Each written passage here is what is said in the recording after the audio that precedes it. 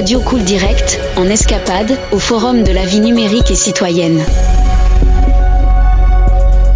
Bonjour, Jean-François Frutéraud, donc je suis le président de la Mutualité Sociale Agricole. Est-ce qu'il est possible de nous expliquer le concept, s'il vous plaît ? Alors l'organisme, c'est un organisme de protection sociale. En fait, c'est le deuxième organisme de protection sociale, qui justement lui maille le territoire rural et l'environnement de l'agriculture et de la ruralité. Donc en fait, nous agissons pour nos ressortissants qui sont des agriculteurs, des salariés de l'agriculture, bien sûr, avec tout leur périmètre familial, puisque la MSA maille bien de la naissance jusqu'à la fin de la vie sur l'ensemble des branches de la sécurité sociale, en santé, en famille, en retraite. Et donc c'est cette vue du guichet unique qui nous permet d'avoir une vision la plus large possible de nos ressortissants. Quel type de dispositif vous proposez pour les accompagner ?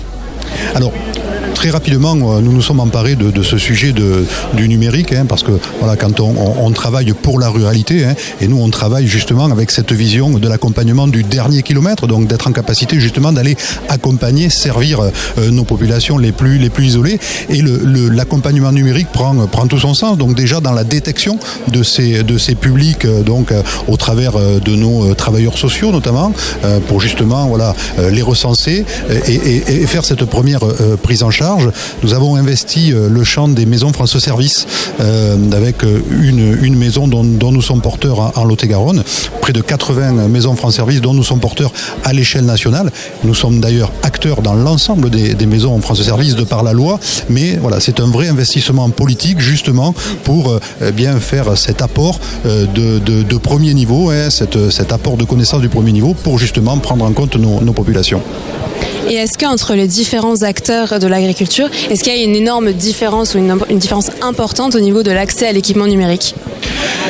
C'est vrai qu'aujourd'hui, l'agriculture au niveau de l'accès au numérique, c'est beaucoup développé, comme toutes les professions. C'est un enjeu fort, d'avenir, parce qu'aujourd'hui, on voit bien que l'enjeu du numérique et de l'accès à la digitalisation est extrêmement important dans tous les outils que l'on emploie dans l'agriculture. Donc, nous avons besoin d'accompagner tous nos ressortissants, alors que sont les entreprises d'ailleurs, les entreprises, les employeurs de main-d'œuvre, et puis les salariés, pour un besoin professionnel, personnel, de telle sorte que tout le monde puisse prétendre au bon droit, au bon moment. Et pourquoi avoir choisi de participer à cette première édition du forum ?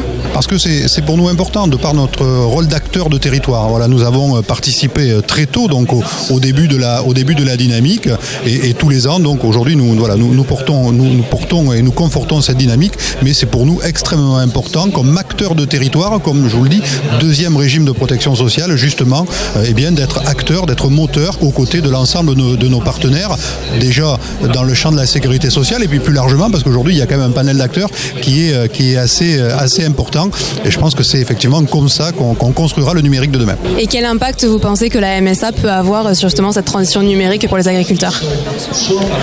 Je pense qu'à la place qui est la sienne aujourd'hui dans le champ de la protection sociale, elle se doit de prendre justement sa place et avoir un rôle de développeur, de courroie de distribution.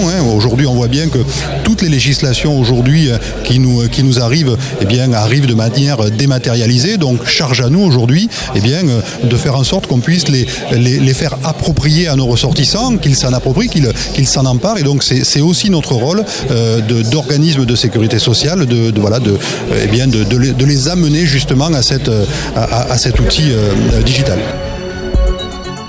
Radio Cool Direct, en escapade, au Forum de la vie numérique et citoyenne.